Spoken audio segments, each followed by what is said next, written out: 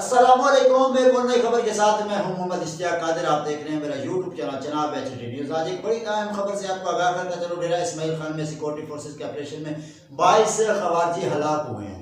पता चलो ISPR के मुताबिक 26 नवंबर को सिक्योरिटी फोर्सेस ने डेरा इस्माइल खान में एक खुफिया इतलात की बुनियाद पर ऑपरेशन किया और जहां भारतीय पुरकशिश फितरत खवारिज से तल्लुक रखने वाले खवारिज की मौजूदगी की इतलात मिली थी।